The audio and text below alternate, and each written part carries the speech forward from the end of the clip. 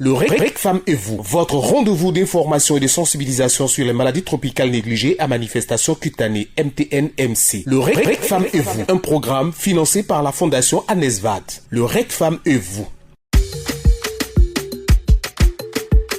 Abed-Achour, le gendre idéal.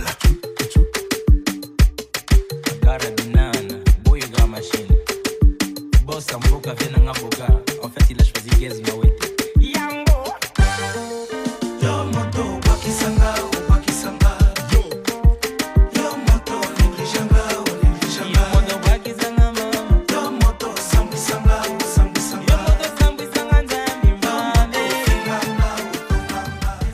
Bonjour à toutes et à tous. Aujourd'hui, nous sommes avec le Dr Kwasibi, pharmacien, chef d'action sanitaire au district sanitaire d'Aboisseau. Avec notre invité, on parlera de campagnes éducatives et sensibilisation aux maladies tropicales négligées à manifestation cutanée MTN-MC.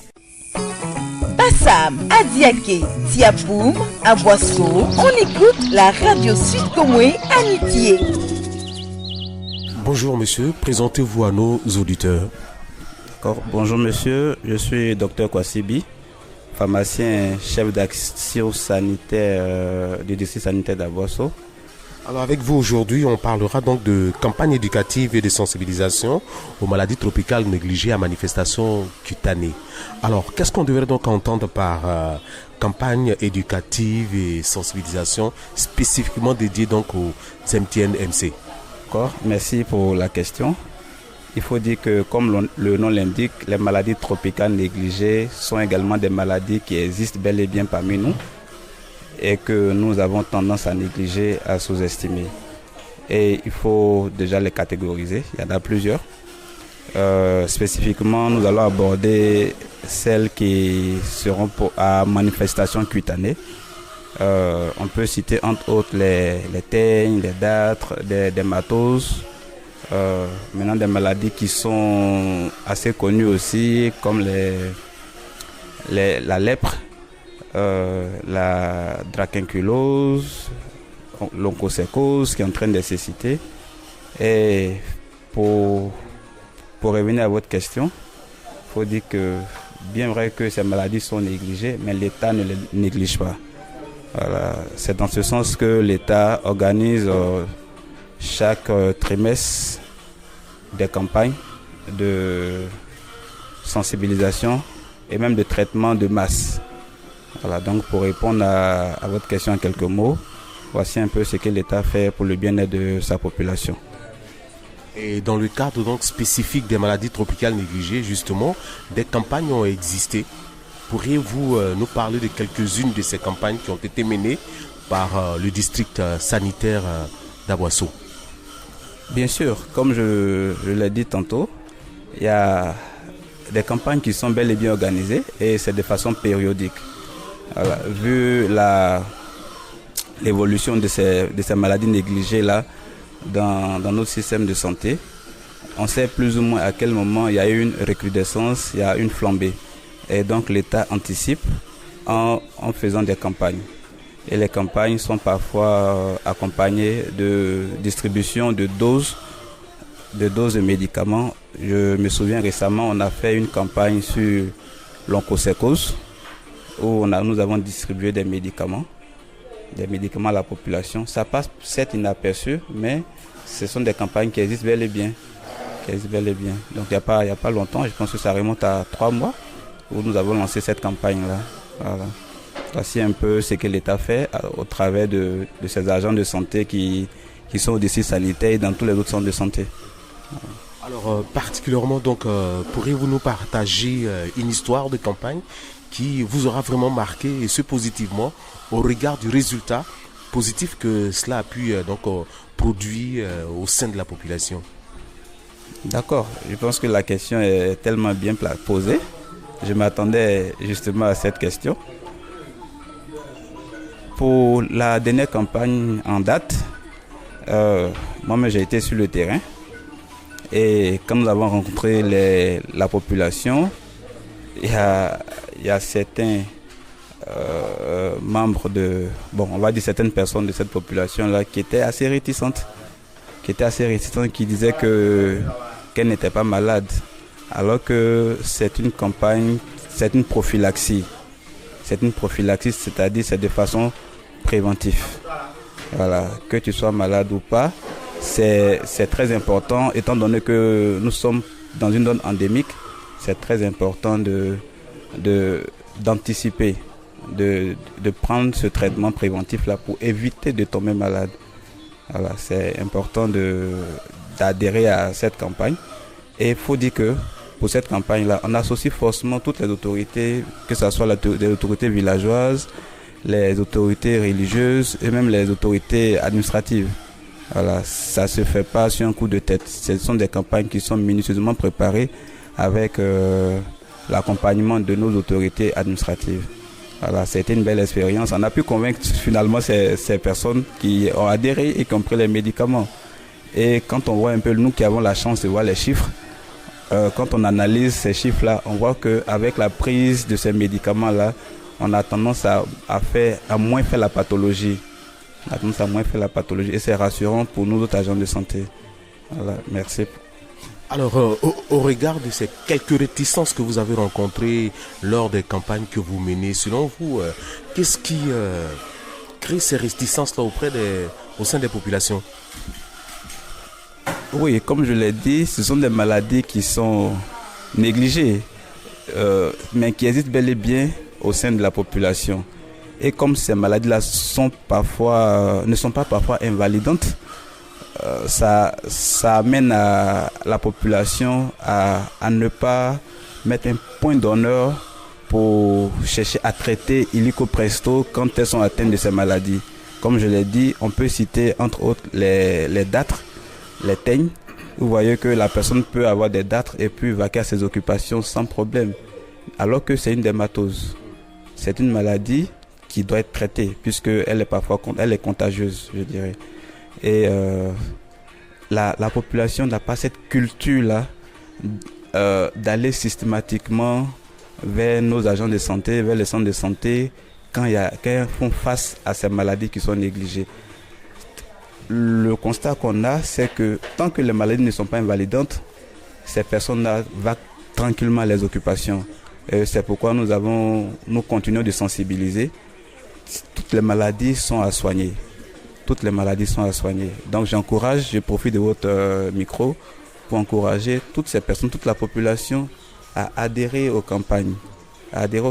Et de se rendre dans les centres de santé à chaque fois qu'elles feront face à ce genre de pathologie. Voilà, merci pour cette question. Alors, mais est-ce que, au regard de ces réticences également, donc, ne sont pas liées, je veux dire, la culture de ces populations-là, est-ce que ce n'est pas aussi un des éléments qui crée ce type de réticence-là quand vous menez des campagnes de sensibilisation? Oui, bien sûr. Aujourd'hui, c'est vrai, on ne va pas d'emblée faire cette approche-là, mais il faut dire que tout ce qui est question de santé, la population voit tout de suite le volet pécunier et on sait que la santé aujourd'hui, je dirais pas coûte cher, mais est quand même un facteur qui fait qu'il y a l'argent quand même qui sort des poches de nos populations. Et ces populations là, en plus de ce volet pécunier là, ont aussi un manque de culture, comme vous l'avez dit. Là je vais dans la même veine que vous. Et c'est pourquoi justement le district sanitaire que nous sommes, nous doublons d'ardeur pour sensibiliser justement à chaque occasion, à chaque fois que l'opportunité se présente, pour sensibiliser la population. Voilà. Aujourd'hui, tant qu'il n'y a pas de campagne où on fait beaucoup de tapage, la population ne prête pas vraiment attention. Peut-être que c'est à nous de voir le meilleur canal pour pouvoir toucher ces populations-là. Aujourd'hui, je ne veux pas occulter les réseaux sociaux. Sinon, la radio, la télévision, c'est quand même suivi. Mais bon, pour les jeunes aujourd'hui, ce n'est pas vraiment le cas. C'est beaucoup plus les réseaux sociaux. Donc, au nom du directeur départemental, je pense qu'en 2025, on fera l'effort d'intégrer ce canal-là dans notre formule pour sensibiliser la population. Voilà. Merci. Alors, à vous entendre parler, on a envie de dire, c'est vrai que bon, après avoir utilisé les autres canaux aujourd'hui, vous préconisez aussi explorer d'autres modes de communication pour sensibiliser les populations. Est-ce cela? Ben, c'est pas moi qui le dis, hein. Le constat est là. Aujourd'hui, tout le monde est pratiquement sur les réseaux sociaux. Et si c'est un canal qui peut nous permettre d'atteindre notre objectif, je pense qu'il est important de saisir ce canal-là. Voilà. Nous mettons toutes les chances de notre côté pour pouvoir atteindre la population. Alors, il faut dire que c'est important que la population soit informée. Donc s'il y a une opportunité où on peut toucher la masse, on va l'utiliser sans hésiter. Voilà, c'est ça l'objectif. Il faut que la population, aujourd'hui la population, la personne même doit être au cœur de sa santé. Ce n'est plus une dictature comme on l'a vu dans le santé où l'agent de santé peut faire tout ce qu'il veut. Aujourd'hui on tend de plus en plus vers le modèle européen où le malade ou le patient lui-même doit être au cœur de sa santé. Il doit être partie prenante de sa santé. C'est pourquoi nous voulons inviter, d'ailleurs à travers votre micro, toute la population à s'intéresser au MTN. Ce sont des maladies qui ne sont pas assez, on va dire, où la consultation n'est pas assez importante, mais qui existent bel et bien. Donc, quand on fait face à ce genre de pathologies, à ce genre de maladies qui sont négligées, il faut s'orienter vers les centres de santé. Il faut en discuter avec les professionnels de santé pour voir comment est-ce qu'on peut régler.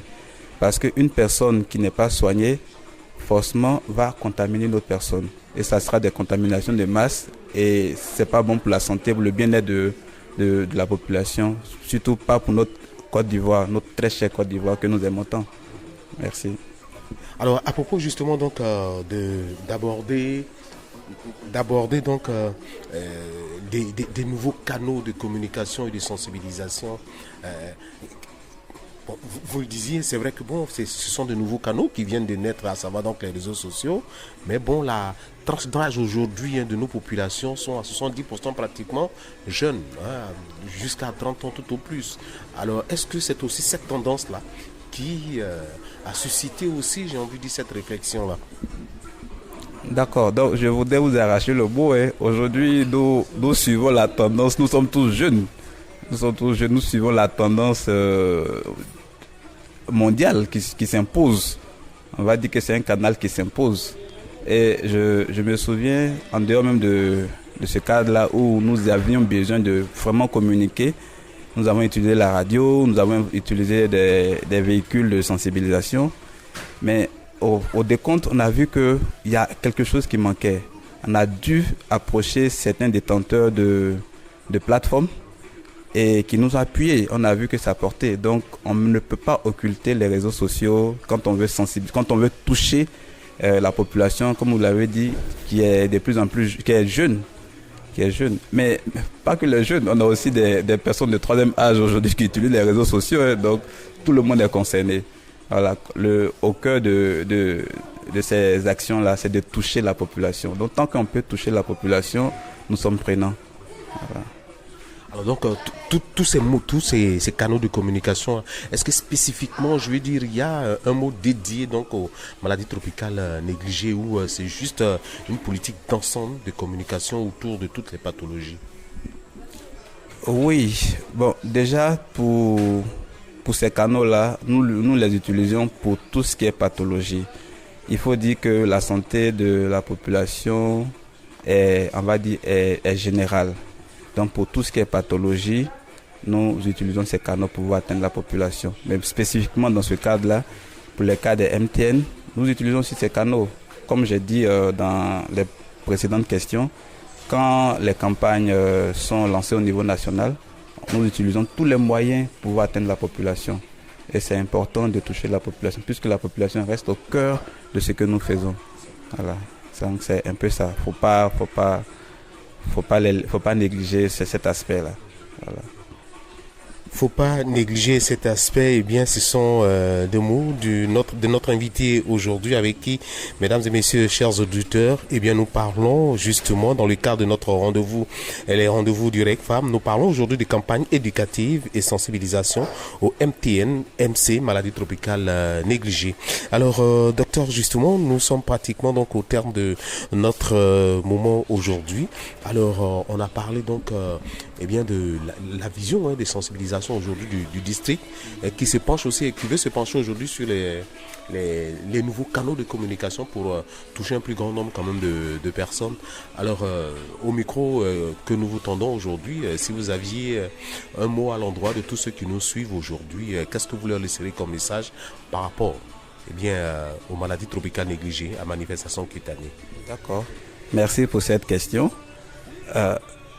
C'est une question qui mérite d'être posée parce que la santé de la population nous tient vraiment à cœur. Je parle en tant que parent avant d'être agent de santé parce qu'on ne badine pas avec la santé parce qu'il faut d'abord la santé pour pouvoir faire autre chose. Et pour ce qui concerne les MTN, ce sont des maladies qui existent bel et bien. Et l'État fait des efforts pour sensibiliser jusqu'à dans les hameaux, je veux dire. Parfois qui sont d'accès difficile, mais on ne lésine pas sur les moyens pour pouvoir porter la voix du ministère de la Santé à ce niveau-là.